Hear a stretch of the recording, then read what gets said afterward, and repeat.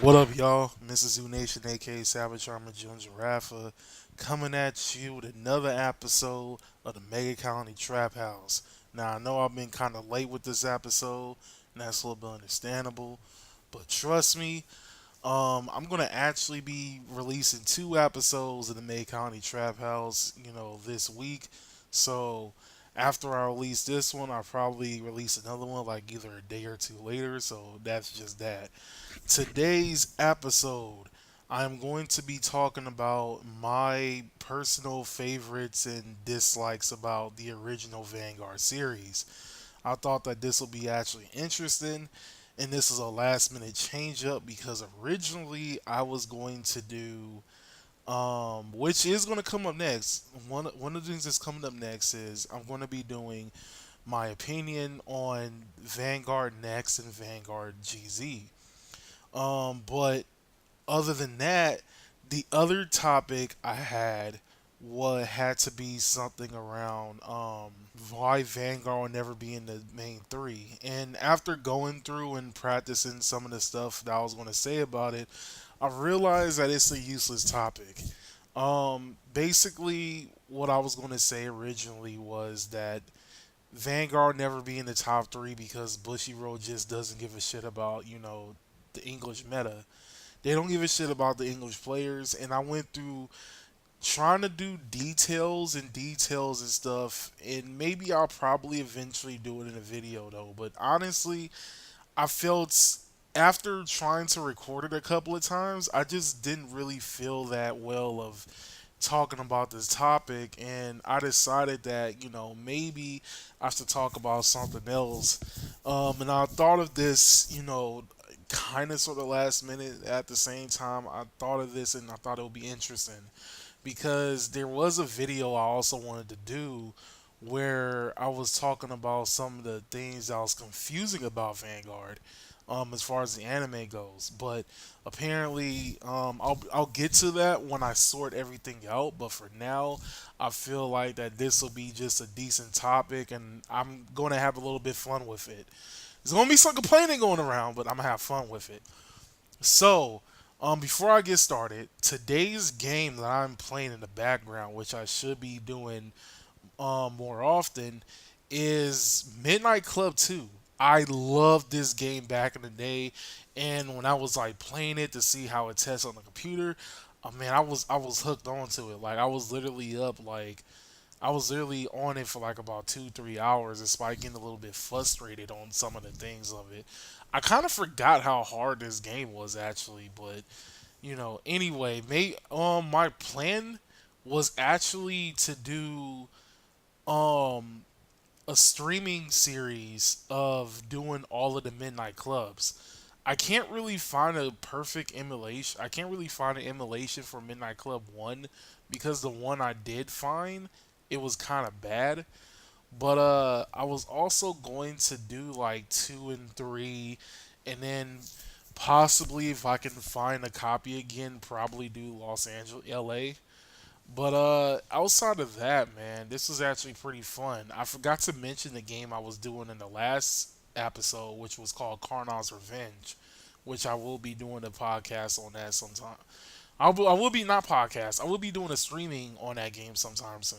But anyway, I'm getting a little bit off topic. Let's start off with what I liked about the original three. So, um, if I had to choose, what was my favorite season out of the four seasons of Vanguard? I would have to say Link Joker. If I had to choose the worst season, it had to be Legion Mate. Now, where does that actually leave season one and season two, which was I think season two was called Grizz Crisis or something like that. Um, season one was actually I feel like season one is a very good season to go. Well, actually, now that I think about it, we can't go back to season one because they took it off of YouTube like a bitch. Even though, if I remember correctly, I think you can go on Hulu, and I think they have the whole first season on Hulu because I remember they took off the first season of Vanguard and I think it was like a year ago, sometime a year ago. I don't remember when they took it off, but I think it was like a year or two ago.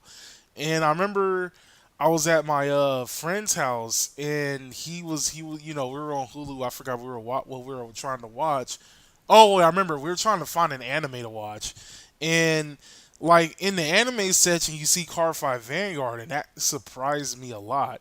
I think you could. There's also like a couple of seasons on Crunchyroll as well. I highly doubt there is though, but I think basically if you wanted to watch season one, you have to be on Hulu or Crunchyroll, or hopefully somebody has it on an anime site where you can watch season one. But it used to be on YouTube in their own site, and all of a sudden they decided to take it out. I think they left a few episodes here and there though, but that's not really fun. To be honest, that's not fun at all. And this is not just the Japanese version of season one. It's also the English version as well. That's fucking weird, in my honest opinion. That's really weird. But they kept every other season, so it feels very unsettling, to be honest. And I don't have OCD, to be honest. So I don't have OCD or anything. So but it still feels unsettling. Like it doesn't feel complete. And it's stupid because like what me and my friend used to do is if we were to teach somebody the game of Vanguard, we would teach them the game and we'll tell them if you want further understanding, look at the very first 10 episodes of Vanguard and they will literally teach you the game. And that was kind of cool.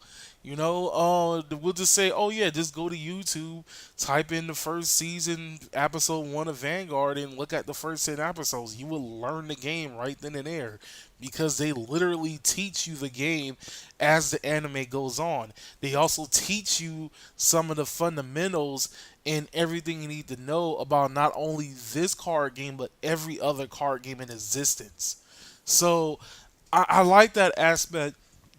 Oh, I don't know what the hell's wrong with me. I like that aspect of Vanguard in general. So personally, I think that like the whole season one missing is kind of retarded in my honest opinion. I think that's very stupid. But if you haven't seen it or you wanted to rewatch it, I mean, good luck trying to find it. But what I liked about season one was that it felt very realistic. At the same time, what I liked about season one is it's a very interesting refresher because all of the other seasons past this has to do with 90% of the time it has to do with world destruction or it has to do with you know humanity destruction or you know there's a huge stake at lies, a lot of lives are at stake, and in order to stop it you have to play the game of Vanguard and whoop their ass in it and whatnot. But with season one, the biggest issue was trying to get the regionals, trying to get the nationals, trying to win regionals, trying to win nationals. And I thought that was actually pretty interesting. At the same time, what made it feel realistic is that it wasn't like how Yu-Gi-Oh did it, where oh yeah, I'm the main character. I'm going to win everything. I'm going to win everything, and I'm going to have plot armor in the motherfucker. I hate that shit with a passion, and I know a lot of people do as well. Yeah, the main character should be able to win, but it should be like kind of fair in my honest opinion. It also should be to where it's believable, you know? Try to sell it and make it believable, not try to put some BS out there because you want to, aka plot armor. I mean, okay, here's what I mean by this. I'm gonna take Yu-Gi-Oh for a prime example. When they went to Duelist Kingdom, Joey does not know how to play the fucking game. Matter of fact, is to a point to where Joey was literally learning about the game right before the whole thing even started. So the fact that he went to a tournament without even knowing a month of knowledge of how to play the game is saying something. That's saying a lot, to be honest. When it came to Yugi, outside of the Pharaoh, Yugi is trash. Fucking trash. Even though he beat the Pharaoh in the last episode, fucking trash. hardly could keep himself up, hardly could do any moves without the Pharaoh, and even the Pharaoh himself said that he needed his help. So that's saying something. That's saying a lot. Now, honestly, when it came to Joey, you know, his deck was trash. Yugi's deck was trash. Honestly, a lot of people's deck was trash. What am I talking about? There was literally four decks that had consistency to it. And outside of that, everybody else just has some type of theme and they just went with it. No consistency with it or whatsoever. A prime example is looking at Yugi's deck. His main boss monster was a Dark Magician and sometimes a Blackluster Soldier, and there was nothing in the deck that intertwined with both of those cards. Well, season one, that is. Season two, you started to have some stuff like the Dark Magician Girl. You started to have some stuff like well, actually, Mystical Boxes was in season one as well. I think it was Mystical Hats that wasn't in season one. I think it's been a while, but anyway, um, you have like some theme stuff that goes with Dark Magician though, but at the same time, there's nothing that really goes with it. It's just, oh yeah, let's just throw a bunch of random monsters in there and call it a day. If this was like a regular match of Yu-Gi-Oh and you were to play like a Dark Magician deck, you would have everything that all the consistency and the flow that goes around Dark Magician. You will have cards that are Dark Magician based. You will have stuff that can support Dark Spellcaster type monsters. You will have stuff. You will have engines in there that will help you get towards the Dark Magician and or summon him. You will have monsters that you can use with the Dark Magician. And basically that's how you create a deck in Mon that's how you create a deck. Or if it was Blackluster Soldier, you would have stuff like you would have stuff that would search out for the ritual spell, stuff that would search out for Blackluster, stuff that will protect Blackluster Soldier, and stuff that can be relatable to him at the same time. In my honest opinion, nobody's deck was like that. There was four consistent decks, and well, actually three and a half. I would say Joey's. Now I was talking about how ass Joey's deck was, but you got to remember that his deck was all based around luck. It was still random as shit like Yugi's, but at least the theme around the deck was mainly luck. You had Time Wizard, you had Graceful Dice and everything and that sorts. But I mean, outside of like Red Eyes, Black Dragon, and a couple of other cards here and there, the whole theme around the deck was, all luck based. And it just so happens that there's some type of consistency to it. You have Mai that had all the Harpy ladies. She had a full fledged Harpy deck. She had maybe a couple of cards that was outside of the Harpies, but no matter what, everything was directed towards the Harpies. Now, when it came to the third one, I want to say is Bandit Keith. His theme was all machine based, and even though a lot of it was machine based, and you had a couple of cards here and there that really weren't machines at all, he still has stuff like Metal Morph that turned them into machines. They still had the slot machine and stuff like that. I mean, honestly, it was all machine based, and everything that was based around the deck has something to do with machines or supporting it in that matter, regardless of what machine type monster it is. Last but not least, you had Pegasus, that was also a consistent deck. It was all tuned based, and even though he threw in a little Relinquish and Thousand Eyes Restrict, it was still all tune based. There was still a theme to it.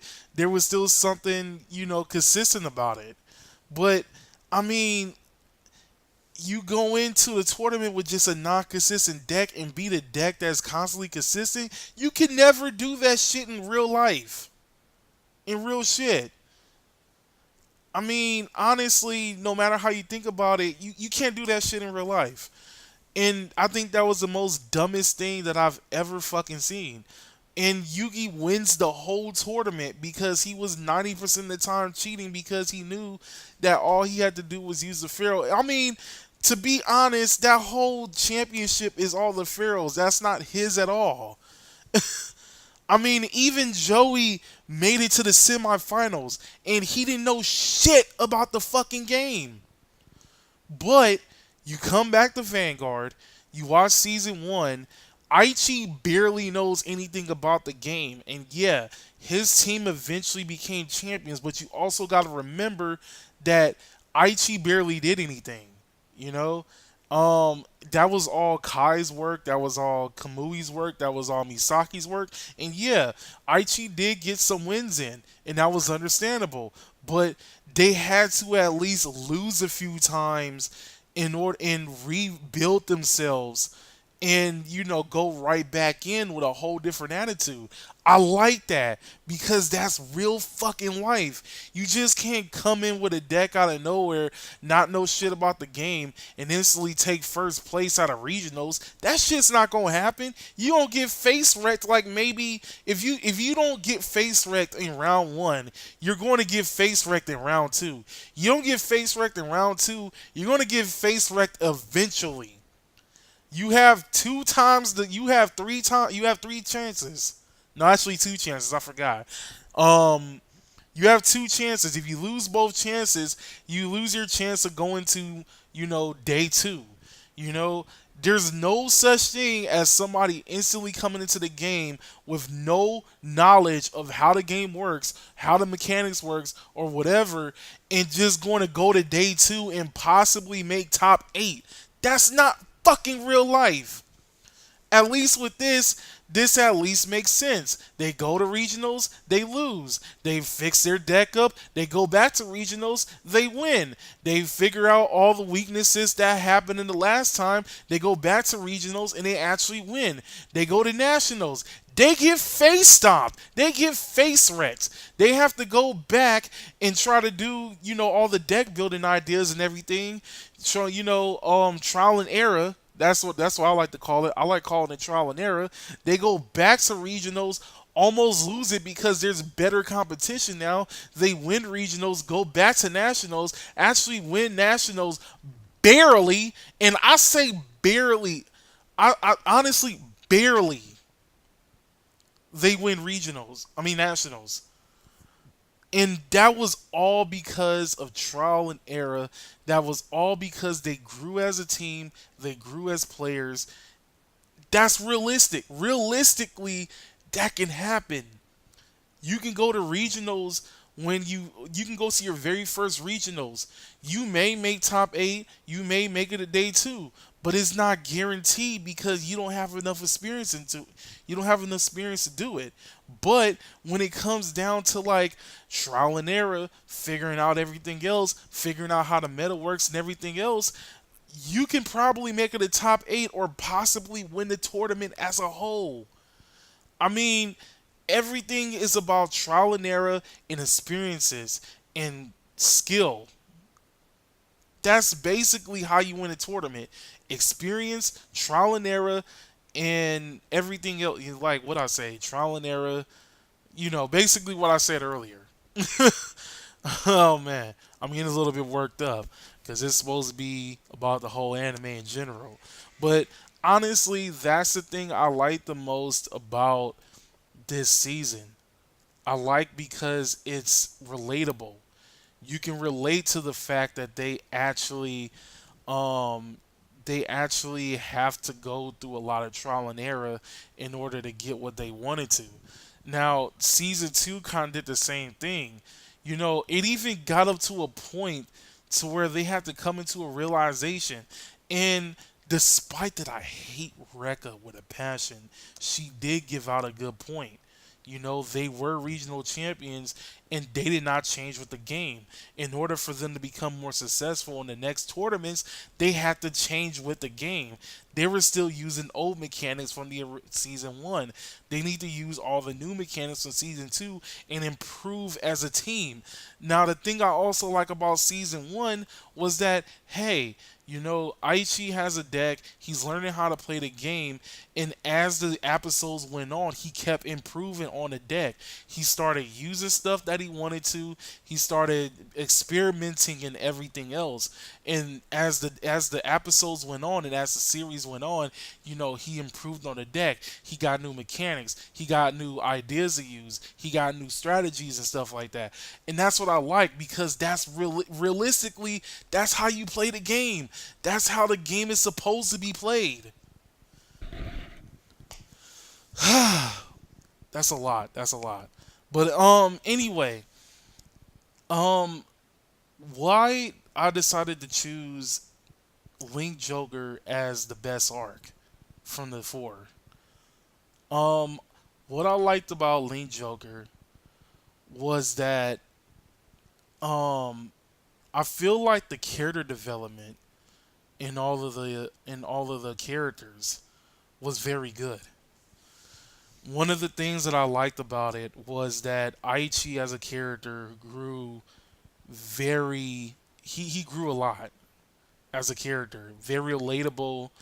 And one of the things that I liked about it was that Aichi, when season one, was an introvert and didn't know what he wanted to do. He was always getting bullied and he had literally no friends with him. His sister and his mother was worried about him that he would not survive in the real world, and that's understandable. Some people can actually relate to that.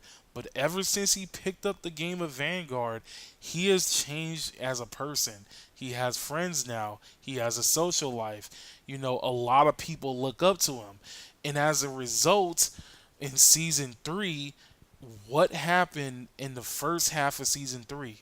He had everybody go against him, and he had a lot of people look up to him. His bully from his elementary school, who used to bully him all the time, looks up to him now. He learned the game of Vanguard from him. That's actually pretty inspiring if you think about it.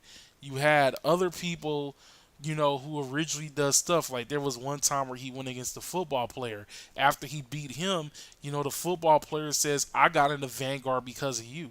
That's actually pretty interesting and actually inspiring at the same time. Um, a lot of people's lives change because of Aichi. And I think that's very positive and that's very interesting, especially for a main character. And I really do not say that often. One of the things that I like about that is it reminds me of when me as a character developer, and yeah, I am a character developer. Um, One of the things that one of my friends was talking about when I was in school, and I definitely agree with this, is that he would like to create a character that would inspire people and to be an inspiration to people, even though they're not real. And throughout time, you can see that from multiple, media. You have superheroes like Spider-Man and dare I say Superman or Batman or whatever. You have superheroes that people look up to because they want to be like them. When it comes to anime, you have Goku, you have Naruto, you have Natsu and a bunch of other characters that people look up to because they give them the inspiration, and I like that. As a person who creates characters, I do think that it will be interesting if I create a character one day and somebody come up to me and be like, "Yeah, I was in a rut and whatever, or I was depressed or something like that, and ever since I saw your content or whatnot, then actually, this character right here it was an inspiration to me to change my life around." And I like that because sometimes if real people in real life cannot change you, more likely a fictional character would. And I think that's very powerful and very interesting, you know, in my honest opinion. But that's what I liked about Aichi's character is that he improved a lot of people's lives and he got a lot of people in the vanguard. And at the same time, as a whole, you know, if you looked at Aichi from season one, you would have never expected him to become such an inspirational person as he did today, which is very impressive in my honest opinion. So, that's one of the things I like about it. I mean, and it's just not him, it's basically every single character in the show prior to season 3 had this type of character development, and it was very well done, especially when the real reason for this for the season started, and everybody started to get reversed. Well, the select characters got reversed. And one of the things I liked about a lot of characters getting reversed was that they came out with this thing where it shows either their true intentions or their true feelings. And I like that concept because now you get to know more about the character and you get to see the character's fault. I like that concept, to be honest. I love concepts like that. A prime example is I hated Kamui when Kamui first appeared. I fucking hated him with a passion. And it was mainly because he was an egotistic dick. I honestly don't really like egotistic people. I really don't. Which is weird because I'm a huge fan of wrestling. And a lot of wrestlers, especially heels, they're very egotistic. Um, at the same time, I'm a very huge fan of rap and hip hop and stuff like that. And especially in the 90s, a lot of rappers, they very egotistic. Looking back at LL Cool J, that dude was egotistic as shit. You thought that nigga was King Tut or something. But man, I just did not like how Kamui, presented himself, which is weird, which is weird. But I had to look at a concept of he's just a kid. And normally kids are just natural assholes. 90% of the time, kids are just assholes. Remember, he's like the youngest one and stuff. So to everybody else, he's a fucking kid. And as a fucking kid, he's acting like a fucking kid and just acting like a fucking asshole. So that's understandable. But one of the things that made me understand his character a lot was when he got reversed. One of the things that I liked what he said was that he admitted to Aichi that Aichi surpassed him, and he's mad at Aichi because Aichi surpassed him. That takes a lot of guts. That takes a lot of courage to say, and I applaud Kamui for that. I think after that ordeal, I think I started to hate Kamui less and less. Also, understanding his character, I started to hate him less and less. So that was actually pretty good. A lot of other people had interesting reasons of being reversed, such as the Yandere twins. Well, I don't know why I'm calling them the Yandere twins, but I mean, you look at basically, Asuka and what's her face, in Nagisa, you know, they were basically blinded by love in a way, and that was actually, you're expecting that for them. When Asuka was fighting, Rin, she had like a basic confession. It wasn't a complete confession, but it was like it was out there enough to base. She didn't say like "I love you" or anything like that. It was just a basic confession. It was like she sugarcoated it way too much, and she basically blamed him for not really paying attention to her like she wanted him to, and that's actually pretty understandable. And then it turned out that he did the whole time, and yada yada. You already know how it goes. With Nagisa, you already know that she's deeply in love with Kamui. She's crazy in love with Kamui. Matter of fact, she's so much in love with Kamui that she decided to learn Nova Grappler just because he was playing Nova Grappler. And that was actually pretty. That's weird. But honestly, I think the weird thing about that, going a little bit off topic, is that everybody considered Asuka a yandere. And I can kind of sort of say that's true. I want to say people only did that because, of how she was when she was reversed, which I kind of can't really count that too much. But Nagisa, I never understood why nobody considered her a yandere. She's like a complete stalker, and she basically does everything what Kamui normally does, and she always go after the motherfucker. I mean, honestly, if this was like a more violent anime, I would no doubt think that Nagisa would definitely kill Emmy because Emmy is the competition. Matter of fact, one of the things that I don't like the most about next, which is a very minor complaint, but it's a very major one at the same time, is that they came out with the team called Heaven and Hell, where it had Kamui, Nagisa, and and Emmy on it, and to this day. Nobody understands how Kamui got both Nagisa and Emmy on the same team. That was never commented. But man, I don't know, man. Anyway, what I like, there was actually, I will admit, there was a couple of characters I didn't like reverse because I feel like everybody had, outside of losing the match, had a very decent reason for being reversed, and a lot of them was actually pretty convincing. But there was two characters I necessarily didn't like when they were reversed. The first one was Rekka, and yeah, it's kind of goes more towards I hate Rekka so much, but one of her reasons in her confessions was basically that nobody will be her friend, and people will only become her friend because she's a celebrity, which is very understandable. But the problem is, you're sitting here saying that in front of Emmy, and I don't remember her Emmy's friend's name. I think her friend name was like Mai or something. And she's basically saying, no, that's not necessarily true. We became your friend because we wanted to become your friend, and that's actually understandable. And not only that, you have everybody at the shop and stuff like that, and every other main character and character around that group, they treat her normal. They don't treat her like a celebrity. They're not treating her like she's special or anything like that.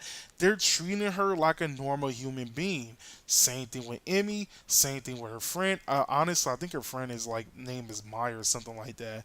But the same thing with her, the same thing with everybody. I would say the only two people um who treated ultra rare just like the celebrities they are is Morikawa, because he's deeply in love with Korin, and then you have Shingo because he's a straight up fanboy. That's all that nigga does is straight up fanboying and losing to Emmy and all the other shit. But anyway, I think that was very pointless to point out because she has friends outside of her sisters. So I don't understand the whole point of that. And yeah, it may be due to assumptions and stuff like that, and that particular fear. But I think it was a very irrational one, if you think about it. Now, the second person I think was just the worst was Miwa. Now, don't get me wrong, I like Miwa as a character. I think Miwa was an interesting character in general. I feel like his character could have been better, but I feel like Miwa falls under the personal assistant character. And basically this is what I mean, because I don't know what the official type of character term is. It might be on, TV tropes and stuff like that. I'm not too sure, but what I call the personal assistant character is something like in Hey Arnold, for a prime example. You have Helga, and then you have Phoebe. That nigga is basically Phoebe. Because you always have this thing where, regardless if the character is is like an antagonist or whatever, you always have this character who has somebody always following them around.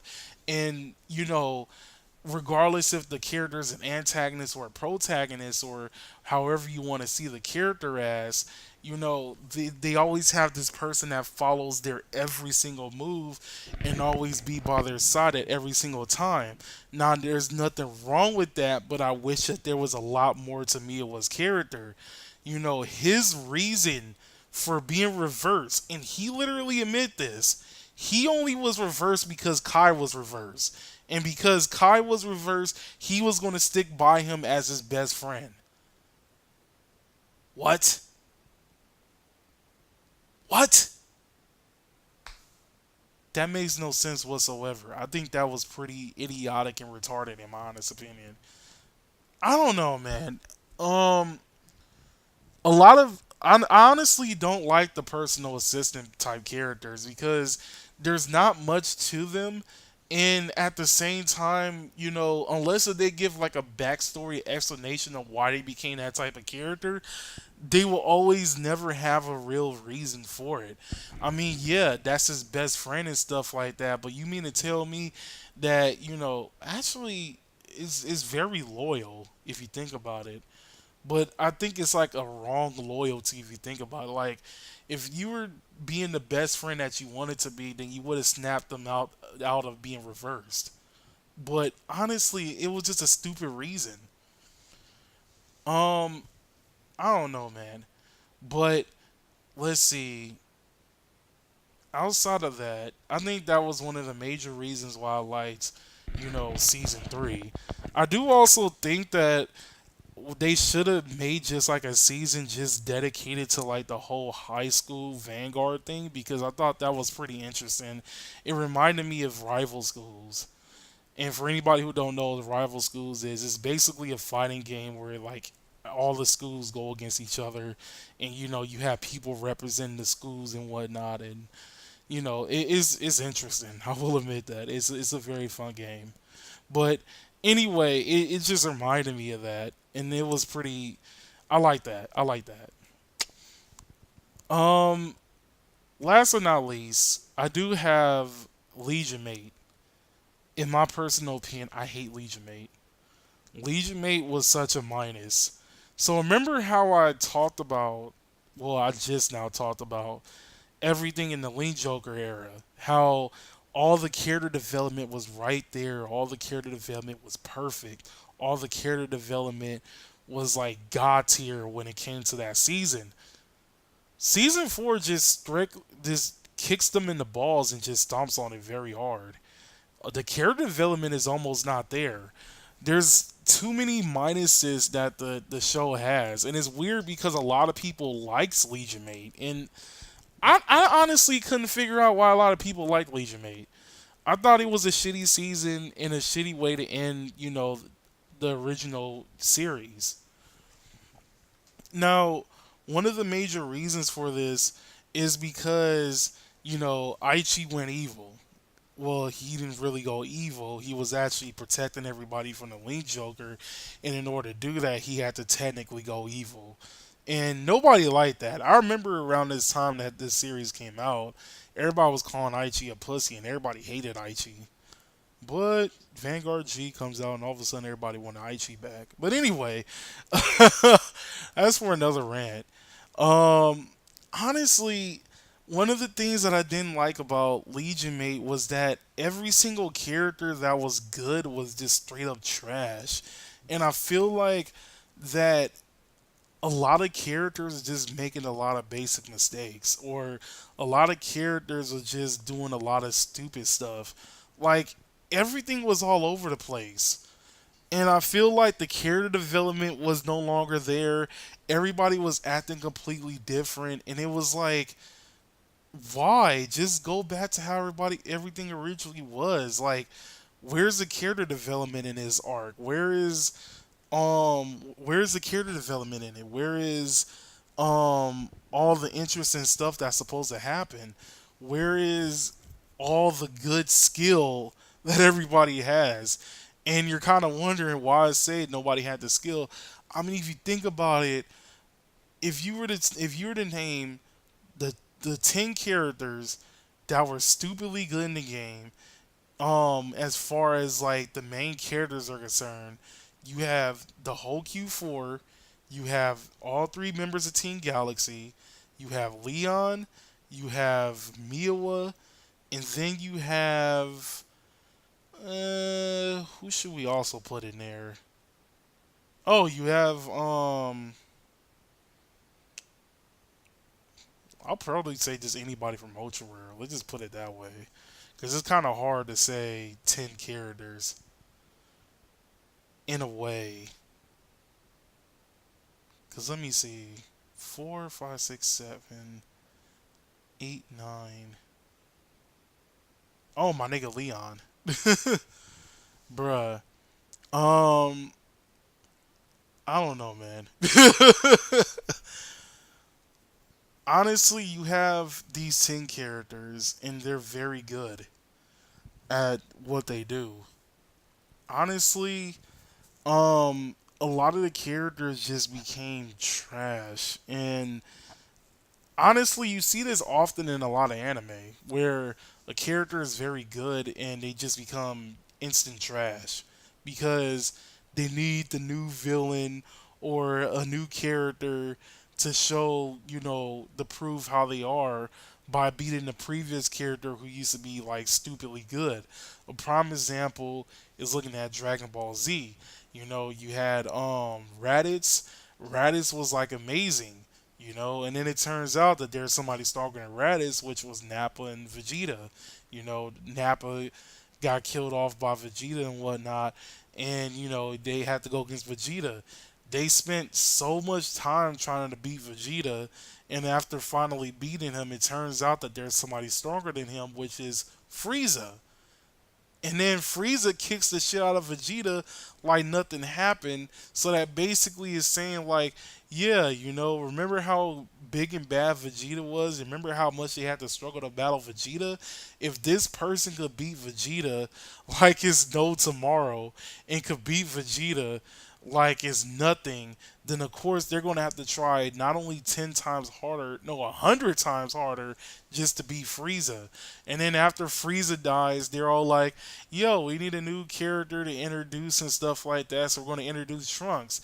And Trunks beats Frieza like it's nothing, and they did the exact same thing. They had to go through a lot of transformations and a lot of training and stuff like that, and still could barely beat Frieza. So honestly, it it does that exact same formula. Remember how threatful Goki was in season 1, and then right after that he was no longer threatful because oh yeah, we have to start introducing characters that we're gonna prove that they're 10 times better than him. And I feel like they do that often. It's like when Rin was trash in season 4. And honestly, the same thing with Kai. Kai was considered to be one of the best players in the shop. Matter of fact, one of the best players in the series, and he was taking straight up L's in season 4. Misaki. Oh my God, so many L's. Misaki never won a single match in Legion Mate. And it's stupid because Yggdrasil and Regalia's was one of the most busted units at the time. If you were to do the combos correctly, you would make it to where that everything will become unblockable. She had a built-in crit and a guard restrict of no grade ones or higher from hand. There was no G guards back in the day. You couldn't do shit about that. You can be hitting for like 70, 80,000 K. All the 10Ks in the world wouldn't even stop that attack. And she had built-in crits in there. Built-in. Ugh. And you lost every single match. Same thing with like Kai. I don't know why Kai decided to be like, oh yeah, we're gonna use Royal Paladins, knowing damn well you don't know how to pilot Royal Paladins. If you don't get your ass back to Draconic Overlord, man, at least he was doing a little bit better when he got to Draconic Overlord, but he was still taking L's even after winning the matches. I mean, come on. I mean, not to mention that the new characters that came out was trash. I mean, literally the only character that everybody liked from that whole season was Ratty. Out of all the new characters that came out in the Quintire Nights, I think that's how you say it. Um, Quatire, Quintire, Quatire. I don't know. Anyway, all the characters from there, everybody's most favorite character is Ratty. So much that she appeared not once but twice in the Vanguard G anime. You know, she appeared alongside Aichi in Gris Crisis at the end of it, and then at Vanguard G Z, she's over there, out there traveling with Verno. I thought that was pretty interesting in my honest opinion, but nobody else liked all the other characters that came from there. That was in the Quintire Knights. Quintire. I'm gonna just say Quintire. If I'm not butchering it, so don't blame me on that. But honestly, man, there were just so many things wrong with the season, and at the same time, it was just uninteresting altogether. You know, it took me like about a year to finish it because halfway through, I just wanted to say I'm getting tired of this anime. I really don't want to watch it anymore. And I eventually went back to it and rewatched and finished it though, but it was just uninteresting to me in my honest opinion. It wasn't like the other three seasons. And I'm glad that like, they eventually made it in, Vanguard G where everything is a lot better. I like that. Not to mention that I'll probably say the worst thing about Legion Mate is that it's not only the worst season, this is the last season of this of the first Vanguard series. So they are basically ending on this season. That's a very trashy and shitty way to end it. But I don't know. Honestly, at the end of the day, um, both series were actually good. Each series had their ups and downs. They had their positives and negatives. They had their very good characters and their very shitty characters. But at the end of the day, I feel like that there was no real, oh yeah, this Vanguard series is better than this Vanguard series. The original series will never be better than G. G will never be better than the original series. At the end of the day, I feel like anybody, especially a lot of the players who decided to, shit on Vanguard GZ, honestly didn't really give it a chance. And this isn't the first time something like this has ever happened. I mean, even Yu-Gi-Oh went through this. When they came out with Yu-Gi-Oh GX, when they came out with Yu-Gi-Oh GX, they decided that a lot of people decided that they didn't like it, which is weird in my honest opinion. And what makes it weird is like one of the most popular, Yu-Gi-Oh decks is Heroes, which is Jaden's main deck. Even to today, this is one of everybody's favorite deck. Matter of fact, one of the most complained things about Yu-Gi-Oh at the moment is the fact that Stratos is banned. That's the biggest complaint in the TCG is the fact that a certain card is banned that was actually making Heroes very good and didn't really deserve the ban at the same time. Honestly, I just want them out the ban league just so everybody can start complaining about it, but that's besides the point. And the same thing goes with Vanguard GZ. A lot of people hated the G series, but everybody at the moment is using Gear Chronicles. Yeah, it is the most consistent deck and probably one of the more busted decks in the game, but at the end of the day, you're still using the main characters of this series deck.